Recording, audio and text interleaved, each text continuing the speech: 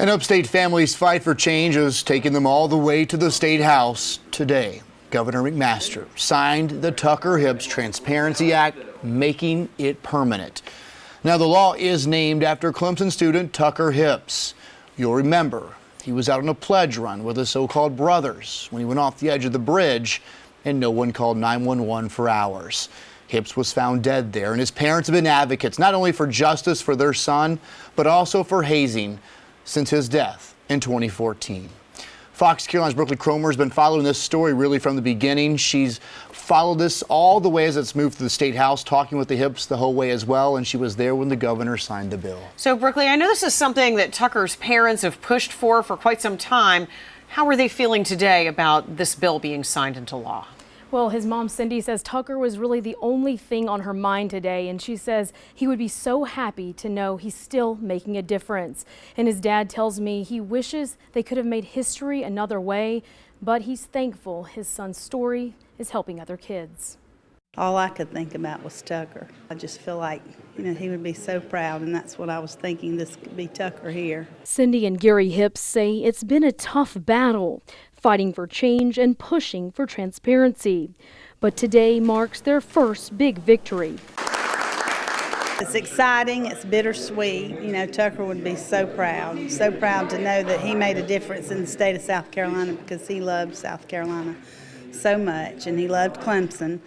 And so now, his name will live on forever with this bill. Governor McMaster was surrounded by Tucker Hibbs' family and lawmakers who pushed for the bill as he signed his name on the dotted line, making the Tucker-Hibbs Transparency Act permanent.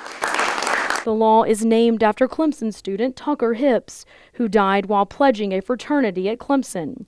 Tucker's family says the law aims to put an end to hazing, which they believe played a role in his death. A young person who had a lot of promise for the state of South Carolina is no longer with us. And, to that extent, his name being attached to the law is a reminder. It's a reminder to students, it's a reminder to parents. Be aware of what you're doing and who you're doing it with. The bill first passed in 2016 and was set to expire in June, but lawmakers fought to make the law permanent. The governor's signature now making it effective indefinitely, requiring all South Carolina public colleges and universities to report hazing and other offenses made by fraternities and sororities. We wish we could have made history a different way for the state of South Carolina. Cindy's right. We think about Tucker, and this isn't so much about his name living on. We want his name attached to the bill because we want people to be reminded of why we have this law.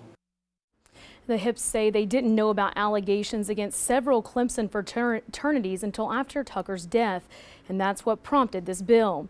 They believe all students and parents have the right to know about organizations before they decide to join. Cody and Diana. So, Brooklyn, what violations are colleges required to report that now parents and students can see? Well, all public colleges are now required to report alcohol and drug offenses, hazing, sexual assault, and physical assault. And the information must be posted on the school's website. Cody and Diana, back to you.